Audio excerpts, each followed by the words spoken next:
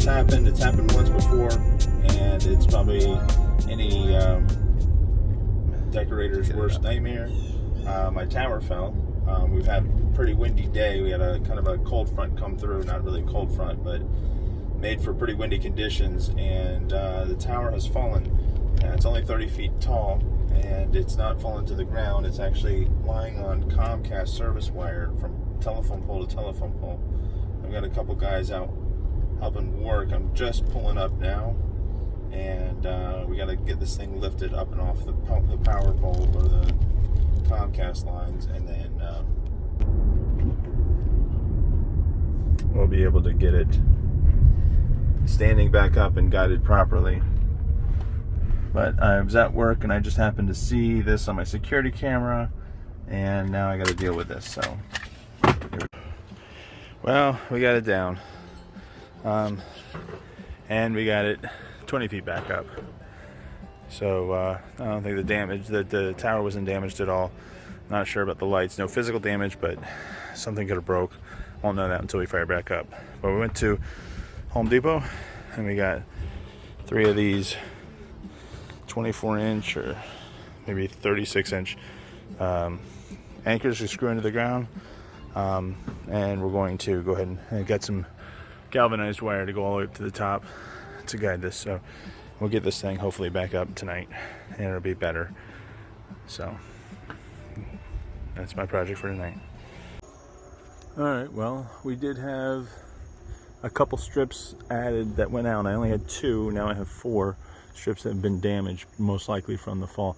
Now, chances are it's just a bad pixel, and swap the pix out and everything will be fine. But show you kind of what I did. I was so focused on getting it done that I didn't record much. But we've got our, it was about 3 feet long, dug all the way into the ground, screwed into the ground. We got a turnbuckle to adjust the tension, and we've got the top wire going all the way to the top, loop through, and then it's going about 10 feet up on the tower just for added security. And there's the one at the bottom, the one at the top's obviously just the same. So we tried to put all the bad ones together. So we put these 3, 1, 2, 3, all over here on the side, so I can get to them, access them a little easier from the top. Or if I need to drop them down, I'm not pulling it out in the middle. And then when we got done, almost like 5 minutes before we were done, this other one on the other side went out. So first year really with pixel lights. I had the pixel strips a couple years back, but didn't have any issues with them. So I guess this is just normal for sometimes these things to go bad. But it's guide. I feel confident that it's not moving. It's rock solid up there now. And I might even add some more what we call mule tape. It's pull strings rated about 1,800 pounds, just to put some added guides in different directions, just to be on the safe side. But this is galvanized wire, so it shouldn't budge. So we're back up and running with the help of Amy. Thanks, Amy. Thanks, babe.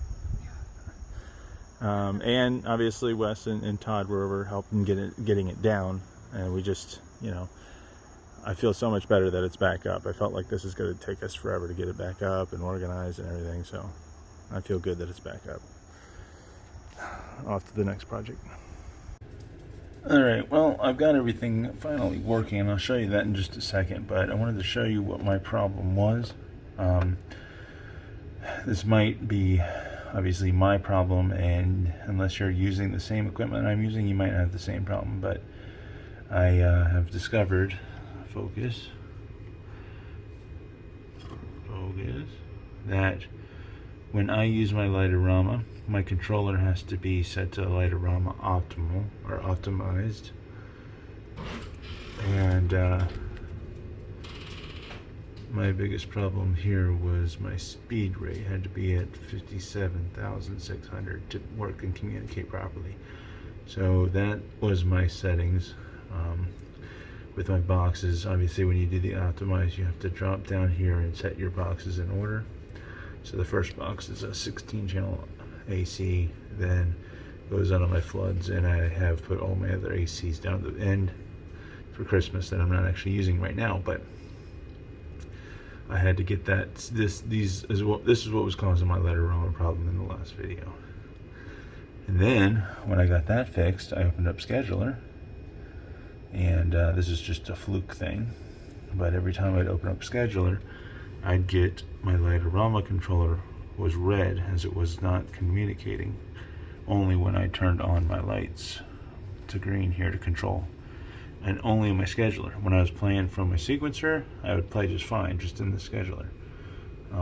I spent hours and hours and hours to find out that that was a bug in the system, and the latest update, which was this update right here, 2021.34, fixed that. So we're up and running now, which is good. And I've set my schedule up. Set your show up. You hit add, and then you add the show files, and then once you get the show set, you go to schedule and you add the schedule, the times and date. So that's just a basic schedule updater. Let's go outside and take a look, see how things are going. I don't want it to get copyrighted, so I'm going to try to speak and not have no dead silence here, so you can't hear the music that's playing out here. But it is playing out here to a point where you can hear it comfortably from the road, but not across the street, if preferred. It had just finished raining, so there's a lot of moisture in the air, and it's making the light beams really pop, even more than you can see in the video, which is really cool. It looks really good now. And you see my LOR boxes are working, my floodlights that are in the tree and on the house are working, my pixel tree is working. I do have a couple strips that are on this far right hand side that I need to do some repairs to, but I purposely put them over there to avoid that. And DMX lights are obviously working fine. So the show is up and running. If you are local, Port St. Lucie, which I'm not sure if I have any local people, look up in the sky. You see about a mile away. I'm on Southwest Warwick Street.